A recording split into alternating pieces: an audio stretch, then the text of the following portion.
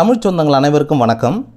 தமிழ்நாடே ஆவலாக எதிர்பார்த்துக்கிட்டு இருந்த எம்பிபிஎஸ் பிடிஎஸ் படிக்கிறதுக்கு அப்ளை பண்ணுறதுக்கான அப்ளிகேஷன் டேட் எப்போ வரும் அப்படின்னு பார்த்துக்கிட்டு இருந்தோம்.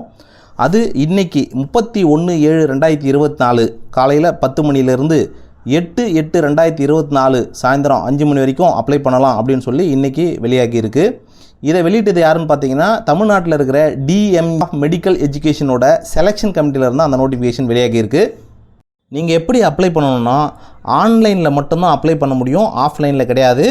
ஆன்லைனில் அப்ளை பண்ணணும் அப்படின்னா நீங்கள் www.tnmedicalselection.org அப்படிங்கிற வெப்சைட்டை நீங்கள் போனீங்கன்னா, அந்த வெப்சைட்டில் ப்ராஸ்பெக்டஸ் அப்படி இருக்குது, தனித்தனியாக இருக்குது. கவர்மெண்ட் கோட்டாவுக்கு தனியாக, மேனேஜ்மெண்ட் கோட்டாவுக்கு தனியாக, ப்ராஸ்பெக்டஸ் தனியாக விட்டுருக்காங்க. ஆன்லைனில் அப்ளை பண்ணுறதுக்கு தனியாக ஒரு லிங்க்கு கொடுத்துருக்காங்க. அதை நீங்கள் கிளிக் பண்ணிங்கன்னா அப்ளை பண்ணுறதுக்கான பேஜுக்கு போய்டும். அங்கே போனீங்கனாலும் அங்கே ப்ராஸ்பெக்டஸ் கவர்மெண்ட் கோட்டாவுக்கு இருக்கும், அது பக்கத்துலேயே நீங்கள் அப்ளை பண்ணுறதுக்கான இடமும் இருக்கும். அதே மாதிரி மேனேஜ்மெண்ட் கோட்டாவுக்கான ப்ராஸ்பெக்டஸும் இருக்குது, அங்கே அப்ளை பண்ணுறதுக்கான லிங்க்கும் உங்களுக்கு அங்கே இருக்குது. அதில் நீங்கள் கிளிக் பண்ணி என்னென்ன ஃபீல்டை நீங்கள் கண்டிப்பாக ஃபில்அப் பண்ணணும் அப்படின்னு பார்த்தீங்கன்னா, name of the candidate, name of the parent or guardian, permanent address, date of birth, gender, nationality and nativity, religion, community, caste and details, Aadhaar number, special category, எந்தெந்த ஸ்பெஷல் கேட்டகரி அப்படின்றத அங்கே மென்ஷன் பண்ணணும். State, district wise 6th-லேருந்து 12th வரைக்கும் நீங்கள் எந்தெந்த ஸ்கூலில் படிச்சிங்க, 7.5 இருக்கா இல்லையா, NEET roll number, register number, score, number of attempts in NEET, அது இல்லாமல் குவாலிஃபையிங் எக்ஸாமினேஷன் எந்த ஸ்கூலில் படிச்சிங்க, எவ்வளோ மார்க் வாங்கியிருக்கிறீங்க, அந்த டீட்டெயில்ஸ் எல்லாமே. அதுக்கப்புறம் மதர் டங், உங்களோட மொழி எந்த மொழி அப்படின்றது, மீடியம் ஆஃப் இன்ஸ்ட்ரக்ஷன், தமிழ் மீடியமா இங்கிலீஷ் மீடியமா, பேரண்ட்டோட occupation, annual income of the parent, எவ்வளோ உங்களோட அப்பா அம்மாவோட இன்கம் இருக்குது, சிவிக்ஸ் டீட்டெயில்ஸ், அதாவது சிட்டிசன் ஆஃப் இந்தியாவா இல்லை அதர் கண்ட்ரியா அப்படின்றதான். அந்த என்ஆர்ஐயில் வரவங்களும் இருக்காங்க அதில். அடுத்தது native district, eligibility certificate, first graduate details, அப்புறம் அப்லோடிங் டாக்குமெண்ட்ஸ், என்னென்ன டாக்குமெண்ட்ஸ்லாம் நீங்கள் அப்ளை பண்ணணும் அப்படின்னு சொல்லி தனியாக அதுவும் கொடுத்துருக்காங்க. ஸோ இது எல்லாத்தையுமே நீங்கள் கண்டிப்பாக அப்ளை பண்ணணும். அப்ளை பண்ணும்போது அப்ளை பண்ணுறதுக்கு முன்னாடி என்னென்ன டாக்குமெண்ட்ஸ் வேணும் அப்படின்ற தனியாக ஏற்கனவே கொடுத்துருந்தாங்க. அது பார்த்திங்கன்னா, நீட் யூஜி 2024 அட்மிட் கார்டு, அதோட score card, 10th mark sheet, 11th mark sheet, 12th mark sheet, இதோட 2 பக்கமும் ஜெராக்ஸ் எடுத்து கண்டிப்பாக இருக்கணும். இல்லை அப்படியே ஒரிஜினலை நீங்கள் ஸ்கேன் பண்ணி கொடுக்கலாம். அடுத்தது ட்ரான்ஸ்ஃபர் சர்டிஃபிகேட், அப்புறம் சர்டிஃபிகேட் ஆஃப் ப்ரூஃப், நீங்கள் 6வதுலேருந்து 12வது வரைக்கும் எங்கே படிச்சிருந்தீங்க அப்படின்றதுக்கான, தமிழ்நாடுலாம் படிச்சிருக்கீங்களா அப்படின்றதுக்கான ஃபுல் டீட்டெயில்ஸும் கொடுக்கணும். கம்யூனிட்டி சர்டிஃபிகேட், இது கம்யூனல் ரிசர்வேஷனில் அப்ளை பண்ணுறவங்க ஸ்டூடெண்ட்டோட தான் இருக்கணும், ப்ளஸ் பேரண்ட் 2 பேரில் யாராவது ஒருத்தர் கம்பல்சரி இருக்கணும் அப்படின்னு சொல்லியிருக்காங்க. நேட்டிவிட்டி சர்டிஃபிகேட் கம்பல்சரி அப்படின்னு சொல்லியிருக்காங்க.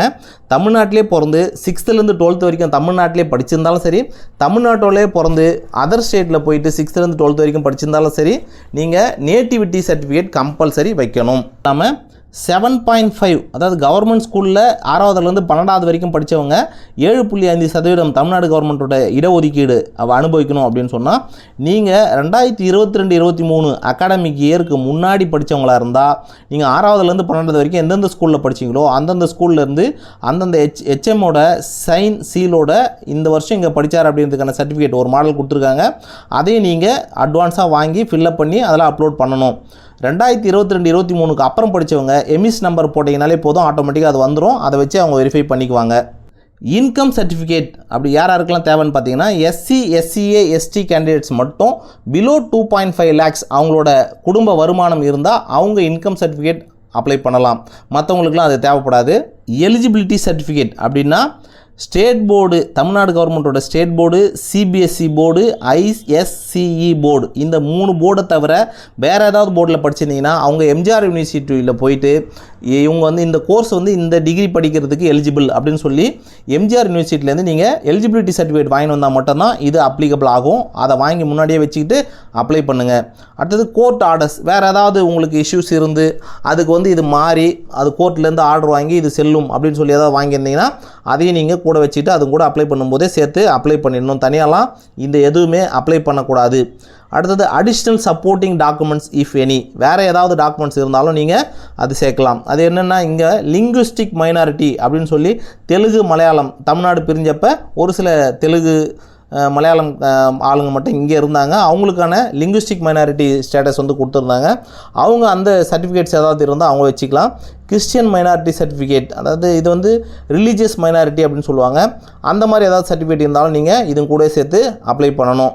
அது இல்லாமல் மேனேஜ்மெண்ட் கோட்டாவுக்கு NRI ஸ்டேட்டஸ், அதாவது ப்ரைவேட் காலேஜஸில் இருக்கிற ஆல் இண்டியா கோட்டா சீட்ஸை NRI கேண்டிடேட்ஸ் அப்படின்னு சொல்லி இந்த MBBSல ஃபில்அப் பண்ணுறாங்க. அதுக்கு தேவையான டாக்குமெண்ட்ஸ் என்னென்ன தேவையோ அது தனியாக கொடுத்துருக்காங்க. அது பார்த்திங்கன்னா NRI ஸ்டேட்டஸ் 1, 2வது சர்டிஃபிகேட் ஆஃப் ரிலேஷன்ஷிப் அப்படின்னு சொல்லி 2, 3வது நான் ரெசிடென்ஷியல் எக்ஸ்டர்னல் அப்படின்னு சொல்லி ஒரு 3 டாக்குமெண்ட் கேட்டிருக்காங்க. அப்ளிகேஷன் காஸ்ட் பார்த்திங்கன்னா கவர்மெண்ட் கோட்டாவுக்கு 500 ரூபாய், பட் SC, SCA, ST இவங்க 3 பேருக்கு ஃப்ரீ. மேனேஜ்மெண்ட் கோட்டாவுக்கு பார்த்திங்கன்னா 1000 ரூபாய் கண்டிப்பாக அப்ளிகேஷன் காஸ்ட் கட்டணும். அது மட்டும் இல்லாமல் நீங்கள் ரெஜிஸ்ட்ரேஷன் ஃபீஸ் ஒரு 500 ரூபாய் எல்லா கம்யூனிட்டிஸுமே கவர்மெண்ட் கோட்டாவுக்கு கட்டணும். எல்லா கம்யூனிட்டிஸுமே மேனேஜ்மெண்ட் கோட்டாவுக்கு 1000 ரூபாய் ரெஜிஸ்ட்ரேஷன் ஃபீஸாக கட்டணும் அப்படின்னு சொல்லியிருக்காங்க. இது இல்லாமல் நீங்கள் செக்யூரிட்டி டெபாசிட்டாக கவர்மெண்ட் கோட்டாவுக்கு ஒரு 30,000மும் மேனேஜ்மெண்ட் கோட்டாவுக்கு ஒரு 1 லட்சமும் கட்டுற மாதிரி இருக்கும். அது ரீஃபண்டபிள் தான். பட் எப்போ ரீஃபண்ட் ஆகும் அப்படின்றதுக்கு சில டேர்ம்ஸ் அண்ட் கண்டிஷன்ஸ் கொடுத்துருக்காங்க, நான் பின்னாடி சொல்கிறேன். நீட் எலிஜிபிள் மார்க் அப்படின்னு பார்த்தீங்கன்னா உங்களோட நீட் சர்டிஃபிகேட்லேயே கொடுத்துருப்பாங்க. ஒவ்வொரு கம்யூனிட்டிக்கும் எவ்வளோ எலிஜிபிள் மார்க்ஸ் மினிமம் அப்படின்னு சொல்லியிருப்பாங்க. அது இருந்தாலே போதும், நீங்கள் இதுக்கு அப்ளை பண்ணலாம். பட் ரேங்க்கில் நீங்கள் நீட் மார்க் அதிகமாக என்ன ரேங்க் எடுத்துருக்கீங்களோ அதிலிருந்து தான் உங்களுக்கு கவர்மெண்ட் காலேஜ் கிடைக்கும். அதை பொறுத்து தான் உங்களுக்கு காலேஜ் கிடைக்கும். அது மட்டும் இல்லாமல் நீட்டில் நிறைய மார்க் வாங்கிட்டு இருந்தாலும் பட் அகாடமிக் இயரில் நீங்கள் OC கேண்டிடேட்டாக இருந்தால் 50% +2 மார்க்ஸ், OBC அப்படின்னா நீங்கள் 40%, SC, ST, SCA அப்படின்னா 40% மார்க்ஸ். இது மட்டும் இல்லாமல் PWD கோட்டா, அதாவது persons with benchmark disability அப்படின்னு சொல்லி அதில் வந்தீங்கன்னா 45% minimum marks for OC candidate.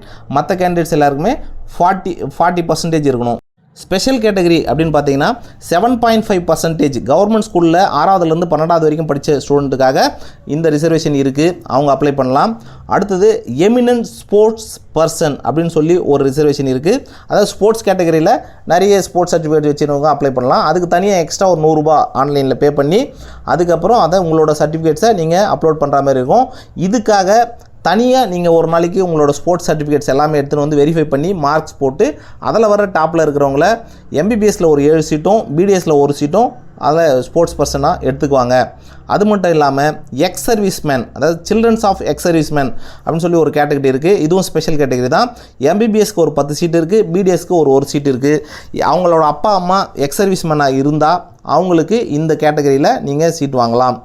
அது மட்டும் இல்லாமல் persons with benchmark disability அப்படின்னு சொல்லி இந்த மாற்றுத்திறனாளிகளுக்கான ஒரு 5% மொத்தமாக MBBS சீட்லேயும் சரி BDS சீட்லேயும் சரி தமிழ்நாட்டில் இருக்கிற மொத்த கவர்மெண்ட் காலேஜஸ்லேயும் 5% இடஒதுக்கீடு இருக்குது. ஸோ அதுக்கு என்னென்ன எலிஜிபிலிட்டி அப்படின்னு பார்த்தீங்கன்னா தனியாக அதுக்கு என்னென்ன சர்டிஃபிகேட்ஸ் இருக்கணும், எவ்வளோ பர்சன்டேஜ் டிசபிலிட்டி வரைக்கும் எலிஜிபிள் அப்படின்றதுக்கு தனியாக இதுக்கு ஒரு லிஸ்ட்டு கொடுத்துருக்காங்க. அந்த லிஸ்ட்டில் நீங்கள் எலிஜிபிள் ஆனீங்கன்னா இந்த 5% இடஒதுக்கீட்டில் கண்டிப்பாக சேர முடியும். அப்ளிகேஷன் ஆன்லைனில் மட்டும்தாங்க அப்ளை பண்ண முடியும், வேறு எந்த மோட்லேயும் அப்ளை பண்ண முடியாது. கவர்மெண்ட் கோட்டா மேனேஜ்மெண்ட் கோட்டா ரெண்டுக்குமே தனித்தனியாக தான் அப்ளை பண்ணணும். ஒருவேளை இதில் கிடைக்காது அப்படின்னு நினச்சா அதை அப்ளை பண்ணிக்கங்க.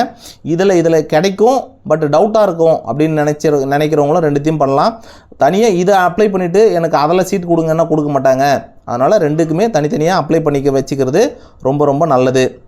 டவுட்ஸ் கிரீவன்ஸ் ஏதாவது இருந்துச்சுன்னா ddugselcom@gmail.com அப்படின்ற மெயில் ஐடிக்கு நீங்கள் அனுப்பிச்சிங்கன்னா உங்களுக்கு எது வந்தாலும் அவங்க தீர்த்து வைப்பாங்க. அடுத்தது கவுன்சிலிங் ஷெட்யூல் எப்போ வரும் அப்படின்னு பார்த்தீங்கன்னா கவுன்சிலிங் ஷெட்யூலும் சரி ரேங்க் லிஸ்ட்டும் சரி இந்த கமிட்டியோட நீங்கள் வெப்சைட்டை கண்டிப்பாக நீங்கள் டெய்லி ஒன்ஸ் பார்த்துக்கிட்டே இருக்கணும் அப்படின்னு தான் சொல்லியிருக்காங்க.